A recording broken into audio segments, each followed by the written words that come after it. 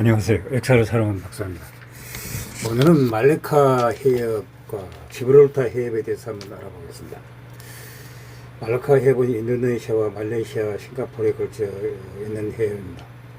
인도네시아 수마트라 섬과 말레이시아 타이반도를 사이에 두고 뻗어 있습니다. 면적은 6만 5천 평방킬로미터이며 길이가 800km입니다. 인도와 중국 사이를 이어지는 가장 짧은 해로이며 세계에서 가장 교통량이 많은 항로 중 하나입니다. 아람이 통치를 받다가 포르투갈에 넘어갔으며 1641년에는 네덜란드에게 이어 영국에게 넘어가는 등 여러 나라의 지배를 받게 되었습니다. 수세기 동안 해적들이 끊임없는 위협이 있었으나 영국 네덜란드 연합국이 1860년 해적들을 완전히 소탕해버렸습니다. 순다 대륙붕에 사가는 말라카 해협 양쪽에는 해안 늪지들이 많이 있습니다. 수심이 얕은 바다는 산소하고 과부하 상태입니다. 말라카 해협 인도네시아 수마트라 섬과 서말레이시아 타이반도 동쪽 사이에 두고 북이 1 내지 6도에 뻗쳐 있습니다. 인도양과 남미국 북해를 연결하는 폭은 북쪽의 240km, 그래서 남쪽은 14km에 이르기까지 편차가 큽니다. 말라카라는 이름은 16세기 말레이 해안에 있던 중요한 무역강 말라카에서 유래하였습니다. 인도와 중국 사이를 이어지는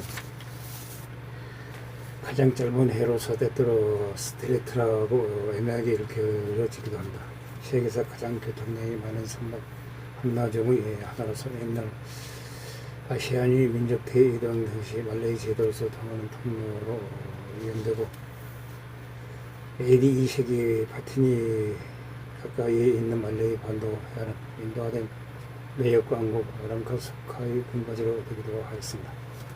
아랍인들이 통치를 하다가 무역항 말라카에 기지를 설치한 포르투갈인들에게 넘어갔으며 1647년에는 포르투갈에게 말라카를 빼앗은 네덜란드에게 영국인들에게 넘어가는 등 여러 나라의 지배가 넘어갔습니다. 영국인들은 해협 북쪽 가물에 있는 피낭섬을 차지하고 그 1819년 남쪽의 싱가포르를 손에 넣었습니다. 1826년 영국은 몇몇 해협들을 더 확보해서 해협 시민들이 청산 후 이곳을 통해서 앞변가를 보호하기 위한 관할 구역으로 삼았습니다. 빽빽한 홍수림으로 둘러싸인 늪지대에는 수세기 동안 해적들이 숨어 살면서 선알프로 무장한 10톤 정도의 소형 선박들을 이용하여 상선들을 끊임없이 이어가였으나 1837년 처음으로 유럽 무장 증기선이 동남아시아에 들어오면서 영국 네덜란드 연합군이 해적 탐색을 착수하여 1860년 해적의 요새가 완전히 제거되었습니다. 해협 남쪽으로 수심이 37m 이하로 대개 약 27m 정도입니다.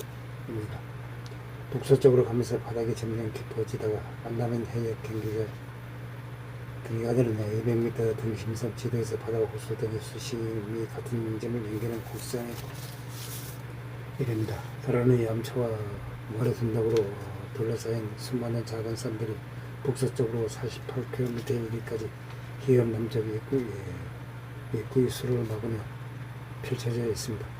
이 모래둔덕들은 스마트라 섬에서 여러 강을 통했다는 어떤 내려온 대적물입니다.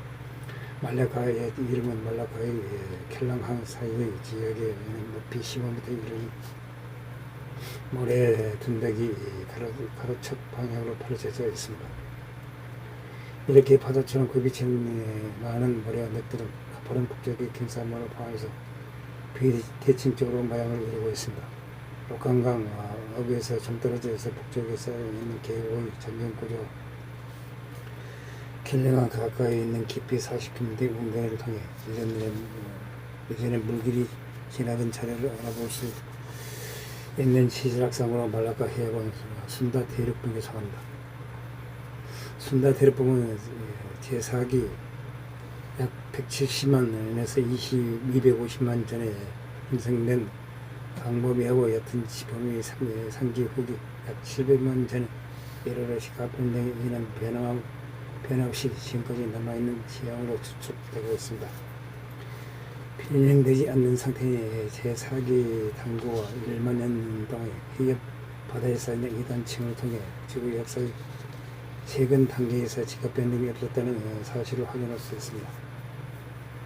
말라카 해변의 1호가 더 높은 지방의 얼음이 녹으면서 생긴 호빙의 해수면 상승 때문에 점차 침수되면서 현재 모양이 되었습니다. 해협 양쪽에는 해안 늪지대에 안이 있으며 스마트라 말라이에 있는 몇몇 지역에서는 제3기 중생대의 암석들로 이루어진 구름지대를 볼 수 있습니다. 큰 강 가까이에 산 해안 태적물은 알레반도 해안의 높이 약 9m 정도로서 스마트라 동쪽 해안의 연간 약 195m에 이르기까지 규모가 다양합니다. 다양한 암석과 주기에 따라 변화가 많은 강물이 흐르며 매는 해를 극히 복잡한 충적층이 형성되어 있습니다. 수심이 얕은 바다는 산소로 포화 상태이며 풍천과 침정물에서 하는 장을 보이는 철황한 물과 해리석, 초록색의 작은 도가 같은 금색이 초반의 생물 외의 공동 안에서 흔히 발견됩니다. 유금입질의 폭변이 이런 미시한 하는 자원에서 비롯된 현상이라고 할 수 있습니다. 겨울은 덥고 습하며 북방구 계절에서 겨울에는 북동 계절풍이 불고 여름에는 남서 계절풍이 부는 것이 특징입니다. 옛날에는 배를 타는 사람들 계절에 따라 다르게 부는 이 바람의 풍향을 이용해서 항해 계획을 세웠다고 합니다. 연평균 강화는 약 2000mm로 다양하게 나타납니다. 북동 계절풍과 남서 계절풍이 부는 동안 풍속은 평균 시속 8에서 18km에 이릅니다. 1년 내내 하루는 시속 2.7km로 북서쪽으로 흐르다가 남서 계절풍이 불기 시작한 때는 남쪽으로 방향을 바꿔 흐릅니다. 앞서 나온 모래 언덕들이 가로축 방향으로 불규칙하게 뻗어 있는 모양과 알레반도 해안에 있는 수많은 강어교들이 북쪽으로 빗나간 형태를 보면 해류가 전북쪽으로 흐른다는 사실을 알 수 있습니다. 이에 대부분의 지역에는 하루 2번이 접수가 있습니다.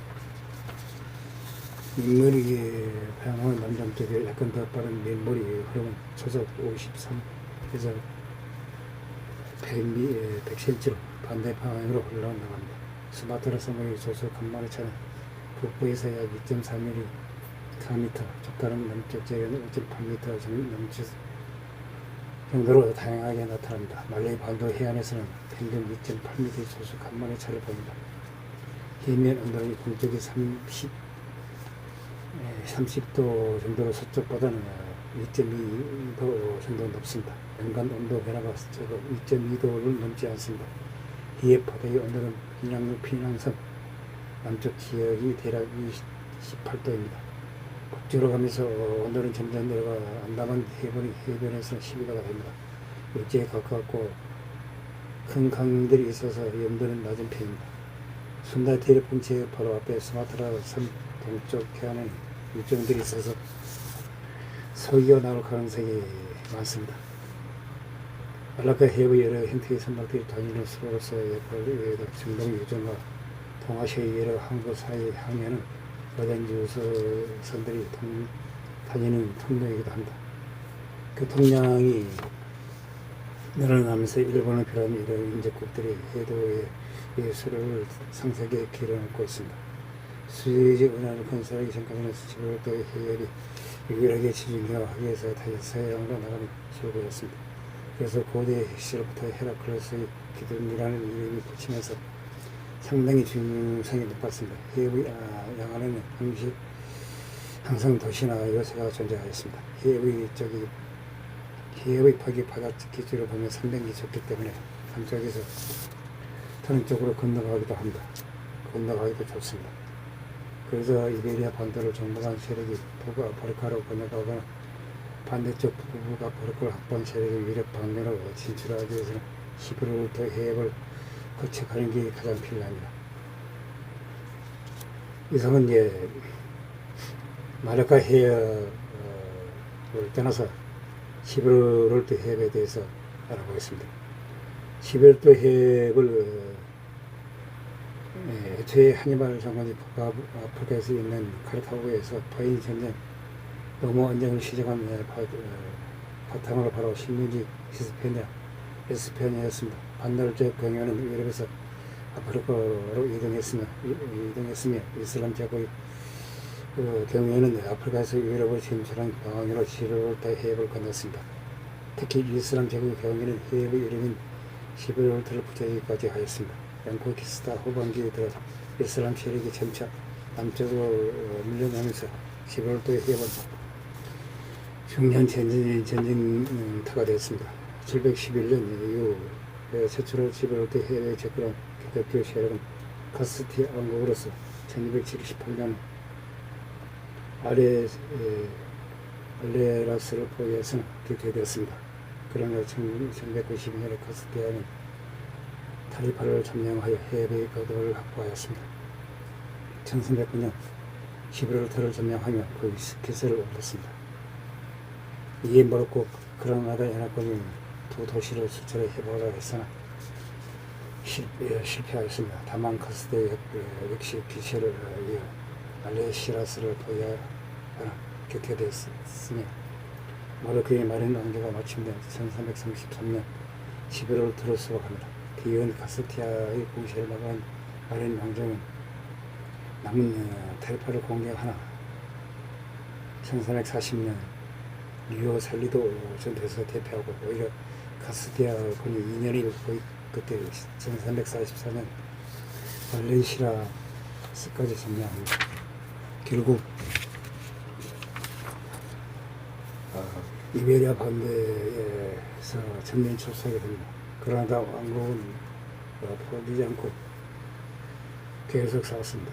1349년 1350년 지브롤터 포위를 이겨낸 그라나다는 1369년 알레시라스를 수복하지만 1379년 카스티아가 반격을 준비하자 도시를 파괴한 후 주민들을 지브롤터로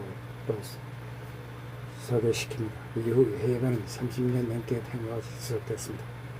그러던 1415년 포르투갈이 최초로 해협 건너의 세우타를 기습 점령합니다. 다만 1346년 카스티아의 지브롤터 포위는 또 격퇴됐습니다. 1320년에 점령하였습니다. 그리고 1470년 포르투갈이 드디어 테네리까지 점령하며 지브롤터 해협은 북한 스페인, 남한은 포르투갈이 지배하는 형식으로 완전히 기독교 세력하여 이는 대항해 시대가 도래하면서 제해권이 점점 더 중요해지자 시베르 해협의 가치는 더 높아졌습니다. 각 세력이 간의 마찰과 전쟁이 끊이지 않았습니다. 특히 핵심 거점인 지브롤터는 안경지에서도 1467년 에드나 시도니아 공작 구스만이 점령에 자립했다가 1507년 왕령지로 회복되는 일을 겪었습니다. 1580년 포르투갈의 살아선 스페인의 병합 때문에 해협을 향하는 스페인 제국이 통제하에 놓였습니다. 1640년 이베리아 연합이 해체된 후에도 세우타는 그대로 스페인 영향을 남았습니다. 한편 통일은 짧은 2차 포르투갈 시기를 거쳐 1661년 영국에 연대됐습니다. 네덜란드와 프랑스를 거쳐 알라이 왕조가 공격한 끝에 결국 1684년 후자에 넘겨졌습니다. 따라서 이 사람처럼 약 2세기 만에 해협의 남부 일부라도 확보할 수 있었습니다. 당대를 포기하며 해협을 떠났던 영국은 1704년에 이번에는 무력으로 지브롤터를 장악하면서 250년간 스페인이 지고 있던 해협의 주도권을 장악하는 데 성공합니다. 스페인은 지브롤터 해협의 회복을 뒤에 1704년, 1727년 그리고 미국 독립전쟁을 통과 1779년, 1783년에 대대적으로 공격했죠. 모두 실패했습니다. 영국은 2차 세계대전까지 지브롤터에 항상 방국 함대와 맞먹거나 적어도 다음 순위가 될 정도로 해군 전역을 집중해서 몰타와 알렉산드리아와 함께 지중해 제해권을 유지하는 데 전력을 다했습니다. 19세기 들어 신생 강국으로 떠오른 독일은 이런 영국의 긴목방어를 두고 볼 정도로 무력하지는 않았습니다. 독일은 지중해 제해권을 위해 유보트를 지중해로 투입하는 등 나름대로 노력을 기울였습니다.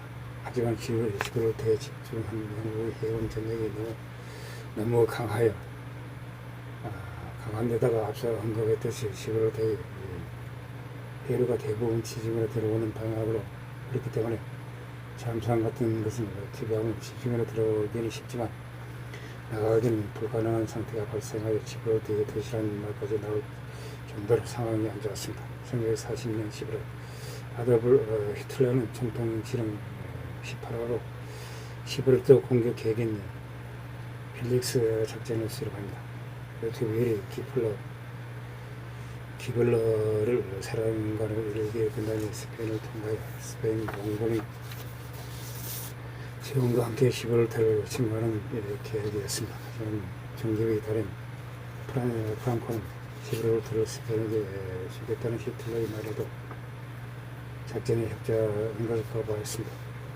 독일에서는 사람 침공을 위한 준비가 필요해 지중해 공세는 이탈리아 해군과 유럽인 놈들이 아프리카 군단의 세지 공격에 맡기기로 합니다. 1940년 히틀러는 또다시 11월달을 이번에는 스페인 전부를 공격할 이자벨라 작전을 고사합니다.